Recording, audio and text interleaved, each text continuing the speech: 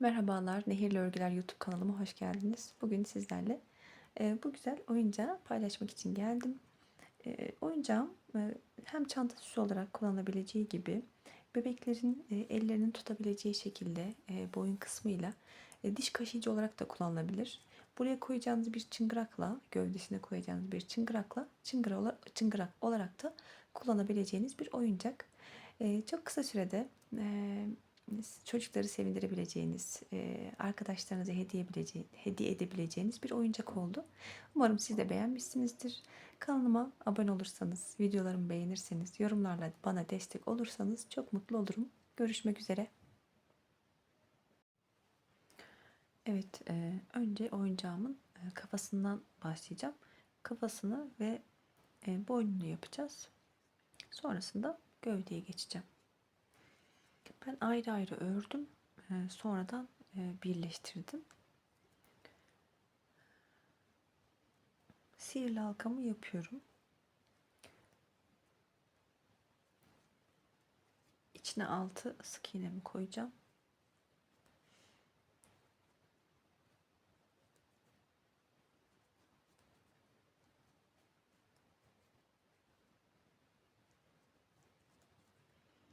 İpimi çekiyorum ve sık iğnenin tepesine batıyorum.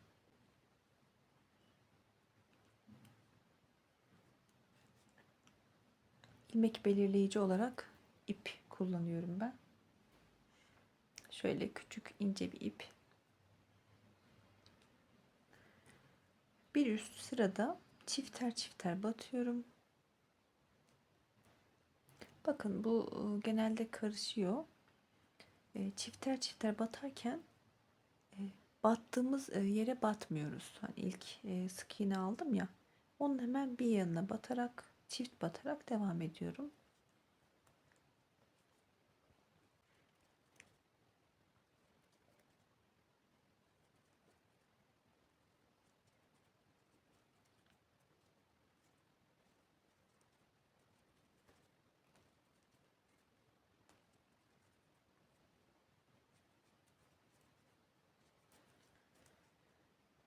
İkişer ikişer battım. Her sık iğneye iki tane battım. 12 sık iğnem oldu. Şimdi bir üst sırada bir tek bir çift batacağım. Bir tek battım. Diğeri çift batıyorum.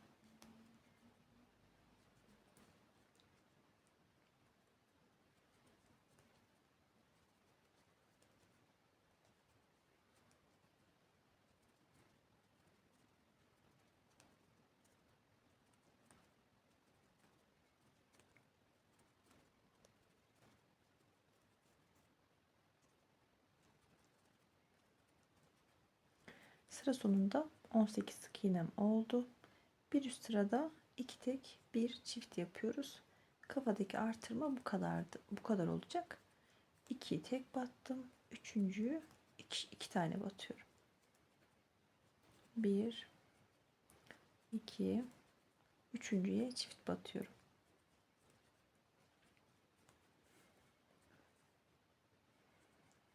Bir battım, iki battım, üçüncüye iki tane.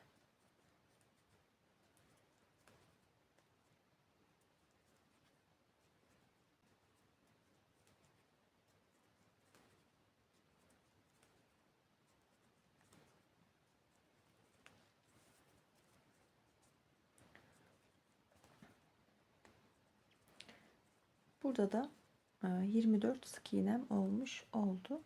Bu 24 sık iğneyi 5 sıra artma yapmadan düz öreceğiz. Her sık iğnenin içine tek tek batarak 5 sıra düz örelim.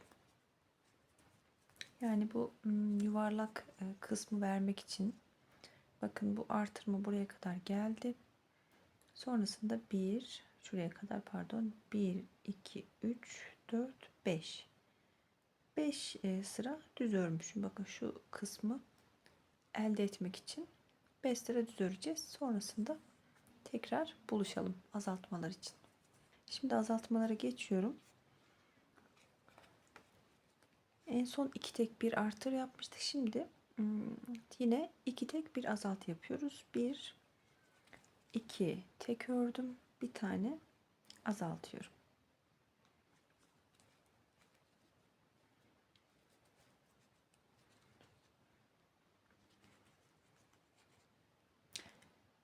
İki tek ördüm. Bir tane azaltıyorum.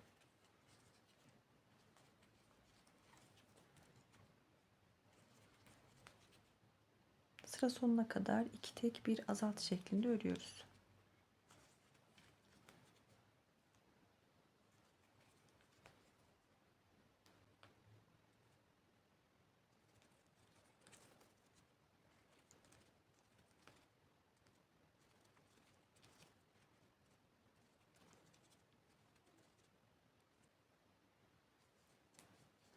İki tek bir azalttım.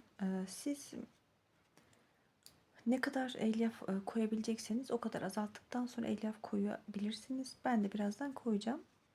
İyice dolduralım elyafı. Şimdi bir tek bir azaltı yapıyorum.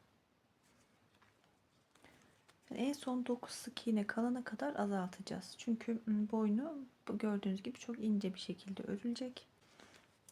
Bir tek bir azalt.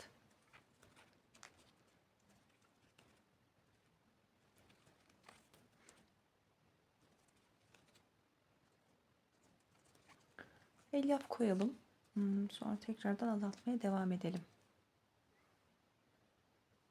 Ben elyafı koydum. Hiç boşluk kalmayacak şekilde yerleştirdim. Buna dikkat edelim. Her köşesinin dolmasına. Çünkü sonrasında bir süre sonra kullandıktan sonra oyuncaklar göçebiliyorlar, deforme oluyorlar hemen. O yüzden dikkat edelim. Bir tek bir azaltmaya devam ediyorum.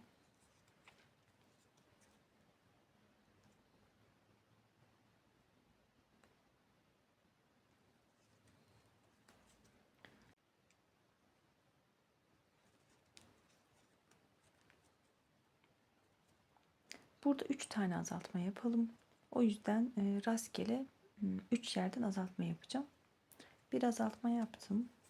Sonra 2 tek örelim. 1 2 tığımı burada değiştiriyorum. Devam ediyorum. 2 tek ördükten sonra bir tane daha azaltıyorum.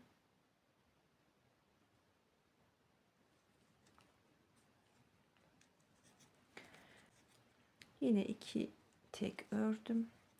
Bir tane daha azaltma yapacağım şimdi.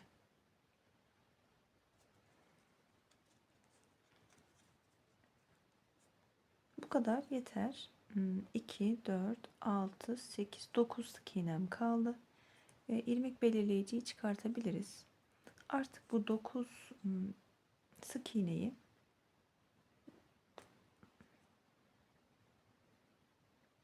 düz bir şekilde öreceğim. Birazcık burası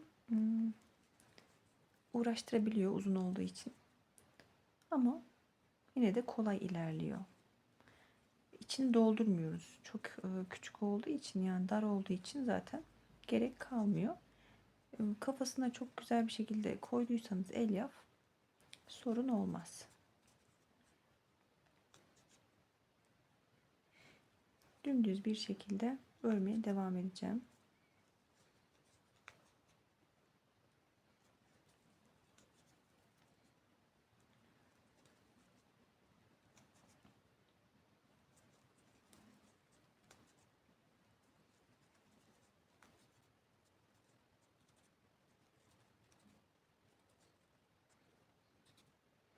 Elinizin dengeli ördüğüne dikkat edin. Yani bir yerde bol bir yerde dar örerseniz o da şekil bozukluğuna sebep olabiliyor.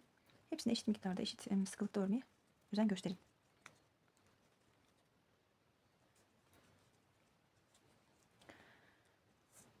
Evet, bu şekilde devam edeceğiz örmeye. Tam kaç sıra örelim? 45 sıra. Yani ben saydım bunu. Bu 45 sıraydı. Bunu da aynı şekilde 45 sıra dümdüz bir şekilde örelim. Ben 45 sıra ördüm. Bakın bu şekilde. Ve şimdi bunu bitiriyorum. boyun kısmını. Sık iğneye ilmek kaydırma yapacağım. Bir tane zincir çekiyorum. İpi kesiyorum.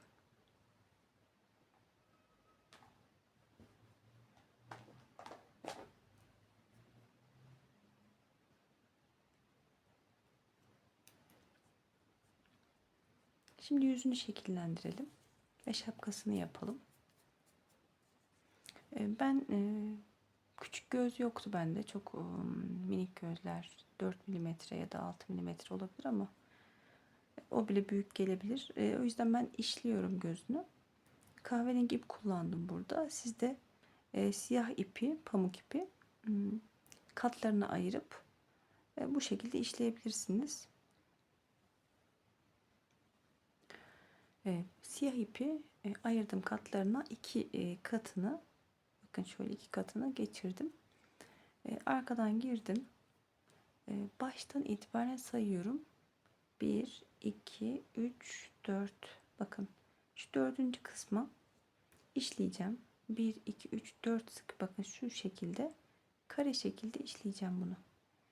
Yani girip çıkıp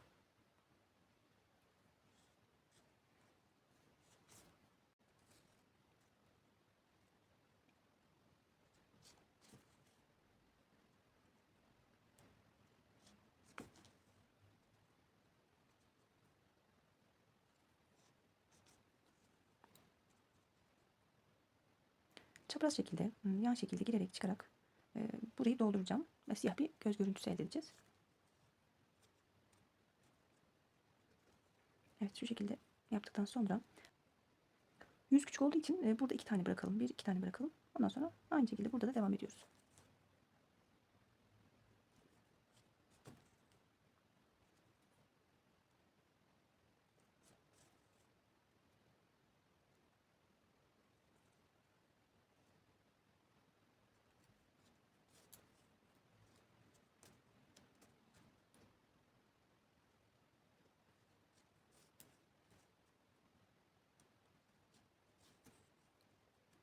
Bu kadar yeterli. Şimdi girdiğim arka kısmından çıkıp orayı bağlayıp kesip kaybediyorum ipimi.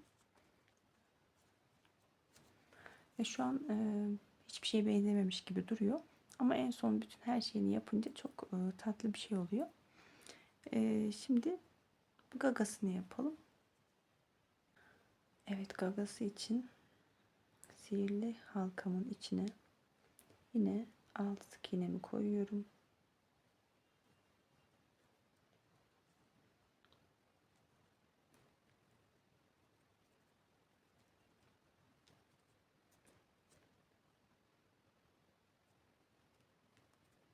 Ve çift batıyorum.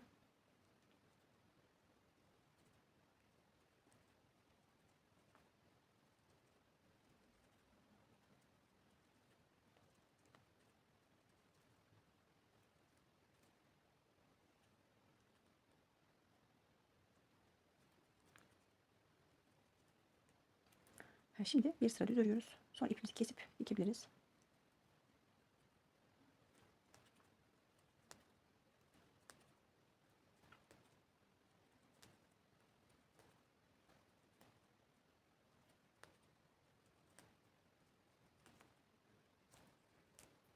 İlmek kaydırma yapalım. Bir zincir çekip keselim. İpi uzunca kestim.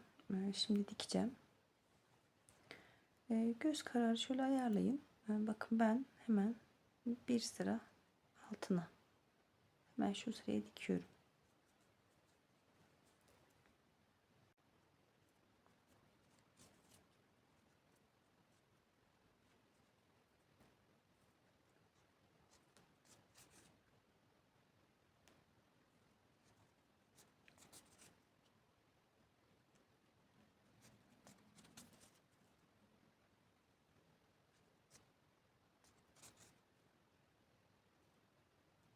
Bir, bir kafadan bir bu şekilde sarı gagadan alarak dikiyoruz.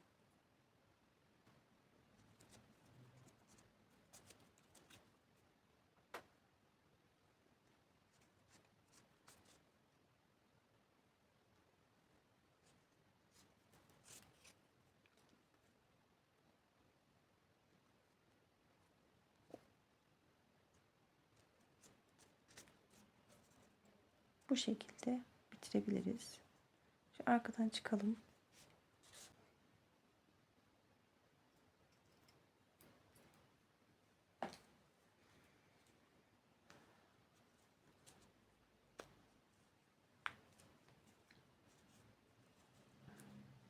Şapka için sihirli halka içine 2 zincir çektim. İkili trabzanlar yapıyorum.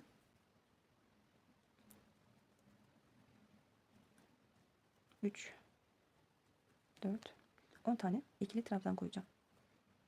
2 4 5 6 7 8 9 10. Şimdi buranın tepesinden ilmek kaydırma yapıyorum. Yine 2 zincir çekerek bu sefer 2 tane zincir çekiyorum ve çift trabzan batıyorum. Her trabzanın tepesine 2 tane trabzan batarak devam ediyorum. Sıra sonuna kadar çifter çifter batarak geleceğim. Sonunda 20 tane trabzanım olmuş olacak.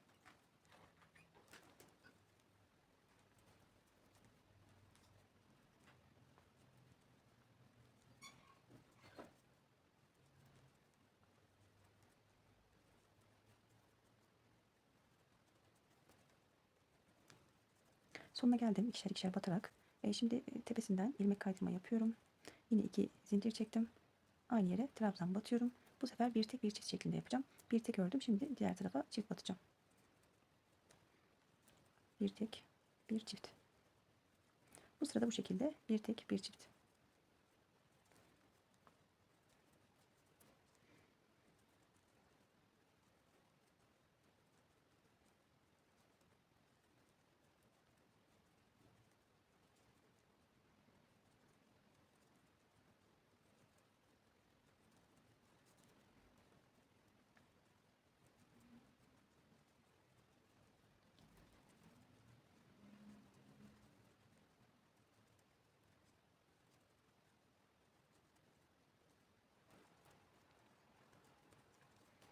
Evet, sıra sonunda yine birleştiriyorum tepesinden ilmek kaydırmayla.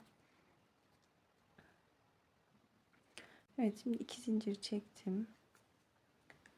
Her trabzanın tepesine ikişer tane batarak ilerliyorum.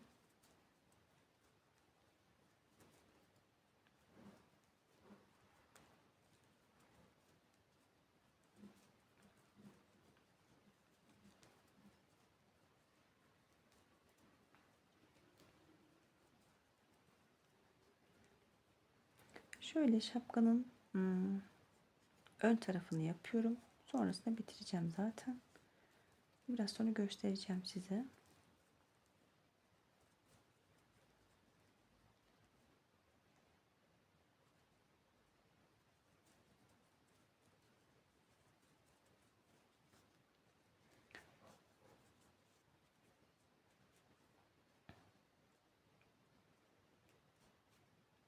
Bakın şu şekilde.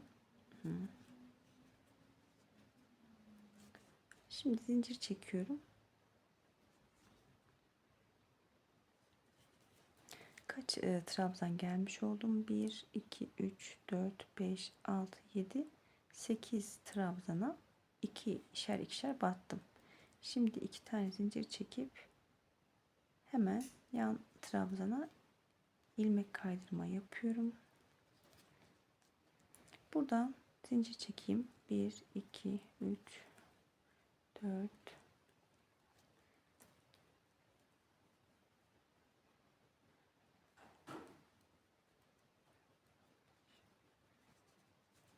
siz de ayarlayın bunu. Bakın şöyle.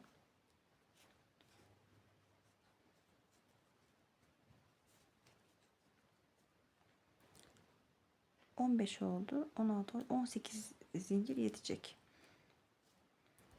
18 zincir çekip diğer tarafı birleştirip bitireceğim. 18 zincir çektim. Bakın buradaki hemen baştaki trabzana batıyorum. Buradan da ilmek kaydırma yapıp bitireceğim.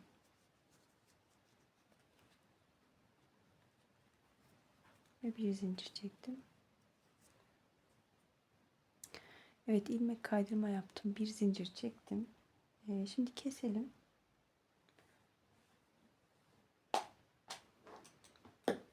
Sonrasında ipi kaybedelim. Kafa ve boyun kısmı bu şekildeydi. Bakın şöyle.